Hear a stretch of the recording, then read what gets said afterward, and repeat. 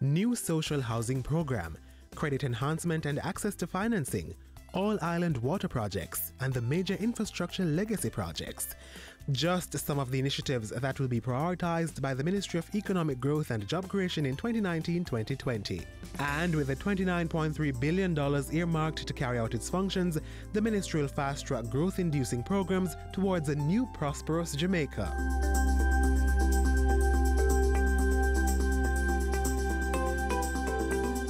We aim to maintain while we rehabilitate, upgrade, improve, and increase the performance of all roadways in Jamaica. The lion's share, or $8.42 billion of the ministry's capital budget, will go towards the Southern Coastal Highway Improvement Project. Under the program, work will start on the first phase of the 110-kilometer of roadway between Harborview and Port Antonio. The East-West Highway project will also be extended to include the stretch of road between Mapen Clarendon and Williamsfield, Manchester. The ministry plans to spend $339.8 million on pre-investment planning and preparatory works for 4 major projects, and an additional $1.23 billion will be put towards improving other roads and infrastructure development.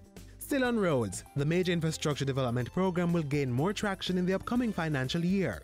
Phase 1 of Mandela Highway is expected to be completed. So too is the Barbican Roadway, as well as 54 local roads. Works will continue on the Hagley Park, Constant Spring and Ferris to Macfield roadways. $586.4 million will be used to complete the Broadgate to Agualtavale corridor. Mitigating and infrastructural works to reduce the impact of natural disasters, valued at $491.6 million, will be carried out in the fiscal year. And traffic management and control in urban areas will be enhanced by a $64 million allocation. The second city of Montego Bay in St. James is tapped for more improvements in the 2019-2020 fiscal year. $1.45 billion will be pumped into the Montego Bay Bypass, the closed Harbour Beach Park, and the city's waterfront protection project. And that's one of the biggest areas of my concentration, is to ensure that the titling process that will enable the people from the inner city that have suffered from a lack of security of tenure, that they will be given that security. A comprehensive, multi-agency national survey on squatter settlements will be undertaken in the 2019-2020 fiscal year. $323.6 million of the National Land Agency's budget will support land titling activities.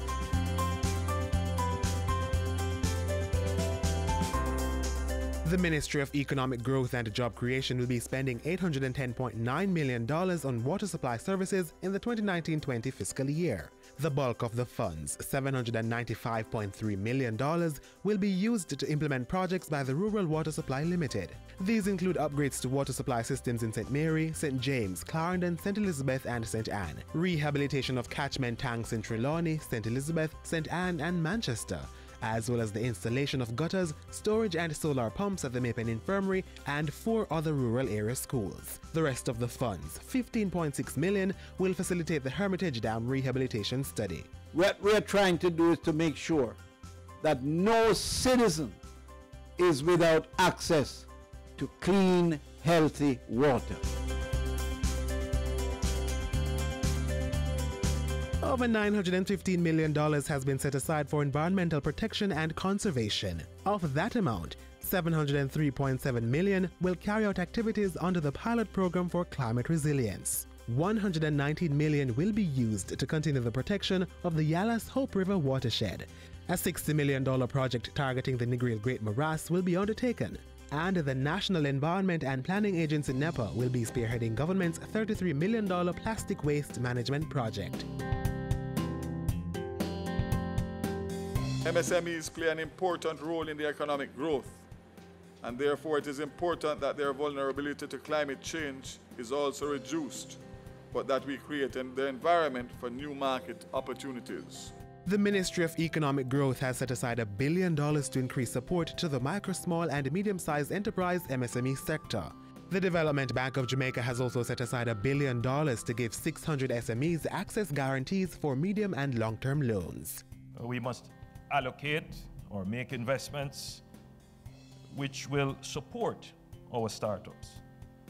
And we need to enrich the MSME ecosystem.